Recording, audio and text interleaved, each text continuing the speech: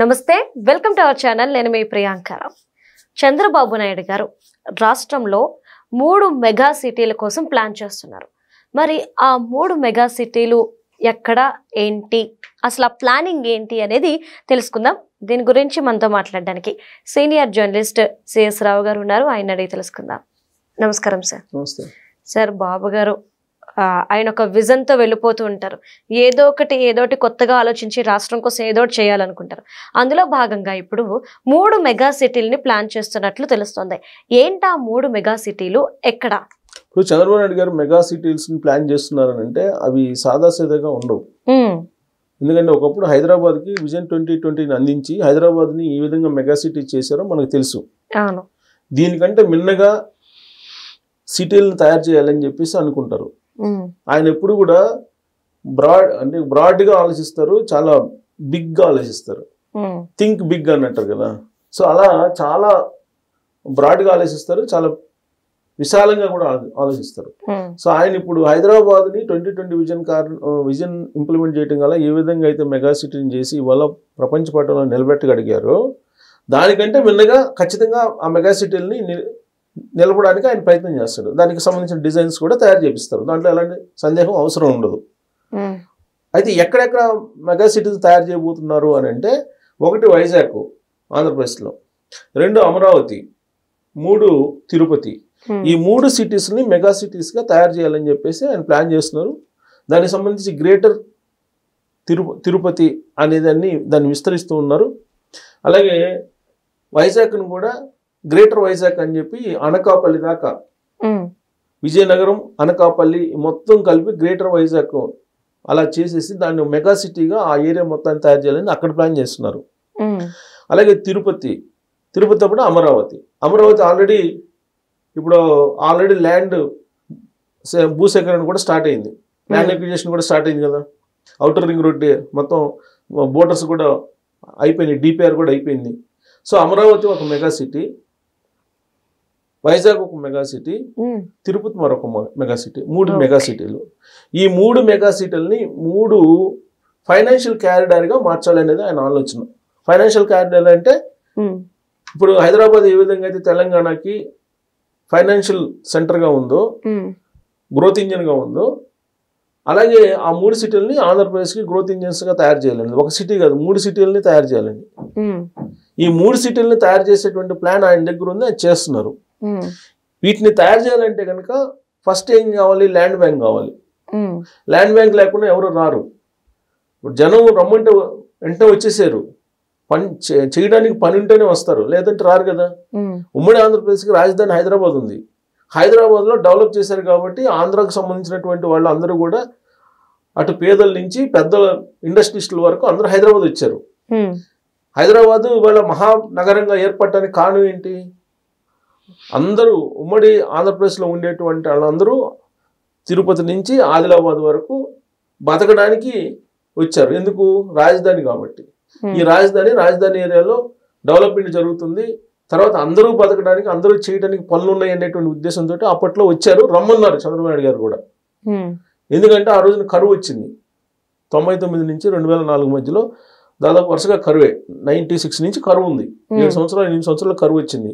ఆ రోజున చేయడానికి పని కూడా దొరికేది కాదు. అందుకే చంద్రబాబు నాయుడు గారు అప్పట్లో ఢిల్లీ ఎన్డీఏ గవర్నమెంట్లో కీలకంగా ఉన్నారు ఆయన. అప్పుడు ఫుడ్ ఫర్ వర్క్ అనేటువంటి కార్యక్రమాన్ని తీసుకొచ్చి చేయడానికి పని కూడా లేకపోతే తినడానికి తిండి గింజలు కూడా కరువైన పరిస్థితుల్లో ఢిల్లీ నుంచి కేంద్ర ప్రభుత్వాన్ని మెడలు వంచి అప్పట్లో ఫుడ్ ఫర్ వర్క్ కింద ఇక్కడికి బియ్యం తీసుకొచ్చి అందరికీ తినటానికి బియ్యం. మీరు వర్క్ ఎలాంటి చేయించేవాళ్ళు? వర్షాలు లేవు. 7 సంవత్సరాల్లో కరువు వచ్చిందంటే నీకు చేయడానికి పనే ఉంటుంది. వర్షాలు లేవు. జస్ట్ చెరువులు దూకోవటం, లేదంటే రోడ్లు వాళ్ళకాయ వాళ్ళు వేసుకోవటం, పని చేస్తే బియ్యం ఇవ్వటం, ఇది నడిచింది. ఆ టైంలో చంద్రబాబు నాయుడు గారు ఉండబట్టే నీకు ఫుడ్ ఫర్ వర్క్ కింద అనేక పనులు జరిగినాయి. అలాగే పనులు కూడా దొరికినాయి చేతి నిండా అందరికీ. అదొక స్వర్ణయుగం వాస్తవంగా చెప్పాలంటే. ఎందుకంటే భారతదేశ వ్యాప్తంగా పనులు లేక అనేక మంది ఇబ్బంది పడుతుంటే వలసలు వెళ్తున్నటువంటి రోజుల్లో చంద్రబాబు నాయుడు గారు ఫుడ్ వర్క్ కార్యక్రమాన్ని పెట్టి డెవలప్మెంట్లు చేశారు.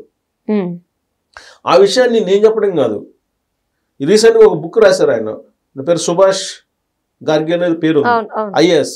ఆయన బుక్లో అదే రాశారు. చంద్రబాబు నాయుడు గారు ఆంధ్రప్రదేశ్కి ఎలా పట్టుబట్టి నిధులు తీసుకెళ్లేవాళ్ళు, సెంట్రల్ ఫండ్స్ని తీసుకెళ్లేవాళ్ళు, అలాగే ప్రపంచ బ్యాంక్ ఇచ్చినటువంటి రుణాలని ఆయన గ్రాంట్స్ కింద ఎలా మార్చుకున్నారు, ఇవన్నీ రాశారు ఆయన. ఆంధ్రప్రదేశ్ అంటే ఆయనకు ప్రాణం, ఆంధ్రప్రదేశ్కి ఏదో చెయ్యాలి అనేటువంటి ఒక తపన ఉంటుంది ఆయనకి. అందుకే ఆ రోజు కీలకంగా ఉన్న చంద్రబాబు నాయుడు గారు ఎన్డీఏలో మొత్తం ఫండ్స్ అన్ని ఆయనే తీసుకెళ్లారు, మిగతా రాష్ట్రాలకు లేకుండా అని చెప్పి ఆయన రాసిన బుక్ లో ఈయనకు ఒక పేజీ ఇచ్చారు, ఆయన జీవిత చరిత్ర రాస్తూ చంద్రబాబు నాయుడు గారి గురించి. అంటే ఏ స్థాయిలో ఆయన ఆలోచిస్తారో మనకి అర్థమవుతుంది. సో ఇప్పుడు మెగా సిటీలు తయారు చేయాలంటే ల్యాండ్ బ్యాంక్ కావాలి. అందుకే అమరావతిలో 33,000 ఎకరాలు తీసుకున్నారు ఫస్ట్ ఫేజ్ లో. ఇప్పుడు మరొక 44,000 ఎకరాలు తీసుకుంటున్నారు. ఆయన టార్గెట్ 1,00,000 ఎకరాలు. 1,00,000 ప్రతి జిల్లాకి 1,00,000 ఎకరాలు ల్యాండ్ బ్యాంక్ అనుకుంటే ఇండస్ట్రీస్ వస్తాయి, నీకు పారిశ్రామికవేత్తలు వస్తే ఉపాధి అవకాశాలు దొరుకుతాయి. అందుకే ప్రతి జిల్లాకి 1,00,000 ఎకరాల ల్యాండ్ బ్యాంక్ కనుక తీసి పెట్టగలిగితే మొత్తం ఆంధ్రప్రదేశ్ సినారియో, ఆంధ్రప్రదేశ్ మొత్తం 2047కి మారిపోతుంది కంప్లీట్గా. దాంట్లో భాగంగా ఫస్ట్ ఫేజ్లో ఏంటంటే ఈ మెగా సిటీస్ని డెవలప్ చేయాలండి. ఈ మెగా సిటీని డెవలప్ చేయాలంటే చుట్టూరు ఉన్న ల్యాండ్ బ్యాంక్ 1,00,000 ఎకరాలు మినిమం తీసి పెడితే తప్ప మెగా సిటీస్ వృద్ధి చెందవు. ఇప్పుడు హైదరాబాద్ ఉంది, హైదరాబాద్కు ఉన్న అడ్వాంటేజ్ ఏంటి? హైదరాబాదు కొండలు గుట్లో ఉన్నాయి, పంట పొలాలు అయితే కాదు ఇక్కడ. ఇప్పుడు పంట పొలాలకు వెళ్ళిపోయారు. గతంలో హైదరాబాద్ చుట్టుపక్కల పంట పొలాలు అయితే కాదు, ఇవన్నీ కొండలు గుట్లు ఉండేవి. సో ఇప్పుడు విస్తరిస్తూ ఉన్నారు. విస్తరిస్తూ ఉన్న క్రమంలో ఇది అన్లిమిటెడ్గా ఉంది, ల్యాండ్ బ్యాంక్ ఉంది ఇక్కడ. కానీ ఆంధ్రప్రదేశ్లో అలా కాదు. ఆంధ్రప్రదేశ్లో ఏ మూలకు పోయినా కానీ ఫర్టిలిటీ ల్యాండ్ ఉంటుంది, ఫర్టైల్ ల్యాండ్ ఉంటుంది.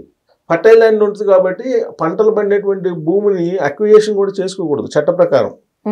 సో కాబట్టి వెరీ టఫ్ అక్కడ భూసేకరణ చేయటం అనేది. కాకపోతే చంద్రబాబు నాయుడు గారి నాయకత్వాన్ని నమ్మి ఆయనకు ఉన్నటువంటి గుడ్ విల్ని విశ్వసించి స్వచ్ఛందంగా రైతులు వచ్చి భూములు ఇస్తున్నారు. అమరావతిలో అదే జరిగింది కదా. సో కాబట్టి మెగా సిటీలు పరిధిలో మళ్ళా గ్రీన్ సిటీస్, మెగా సిటీల పరిధిలో శాటిలైట్ సిటీస్ ఏర్పాటు చేయాలనేది ఆయన ఆలోచన. ఇప్పుడు మెగా సిటీ అంటే ఒక్క వైజాగ్కే కాదు కదా, వైజాగ్ కార్పొరేషన్ పరిధిలోనే కాదు, గ్రేటర్ వైజాగ్ అనేది చాలా పెద్ద విస్తీర్ణం. అక్కడ కూడా ఔటర్ రింగ్ రోడ్ ఇవన్నీ ఏర్పాటు చేస్తారు. అక్కడ ఔటర్ రింగ్ రోడ్డుకి ఆనుకొని శాటిలైట్ టౌన్షిప్స్, స్మార్ట్ టౌన్షిప్స్ ఉంటాయి. దానికి కేంద్ర ప్రభుత్వం ఒక స్కీమ్ ఉంది. కేంద్ర ప్రభుత్వం రాష్ట్ర ప్రభుత్వం భాగస్వామ్యంతో ఈ స్మార్ట్ సిటీలు స్మార్ట్ టౌన్షిప్స్ ఏర్పడతాయి. ఇవన్నీ కూడా కంప్లీట్ కావాలంటే 2029కి పూర్తి కావు, 2047కి ఒక రూపు వస్తుంది. కాబట్టి ఇప్పుడు ప్లానింగ్ అది. సో 1,00,000 ఎకరాలు అనేది ఖచ్చితంగా ప్రతి జిల్లాకి తీసి పెట్టడం ఖాయం రాబోయే రోజుల్లో చంద్రబాబు నాయుడు గారు. సో ఈ 1,00,000 ఎకరాలు ల్యాండ్ బ్యాంక్ ఉంచుకుంటే కనుక వచ్చే పారిశ్రామికవేత్తలు వస్తారు. ఆయన ఏదైతే అనుకుంటున్నారో మెగా సిటీస్ అవి డెవలప్ అవుతాయి. ఆంధ్రప్రదేశ్కి గ్రోత్ ఇంజన్స్గా 3 ఉంటాయి, తెలంగాణకి ఒకటే గ్రోత్ ఇంజిన్. రాబోయే రోజుల్లో ఆంధ్రప్రదేశ్కి 3 గ్రోత్ ఇంజిన్ని, ఫైనాన్షియల్ కారిడార్స్ని తయారు చేయడానికి చంద్రబాబు నాయుడు గారు ఒక మాస్టర్ స్కెచ్ వేశారు. అది సఫలీకృతం కావాలంటే వరుసగా ఆయన అధికారంలోకి ఉండాలి, లేదంటే అది అసాధ్యం. Right, thank you so much sir.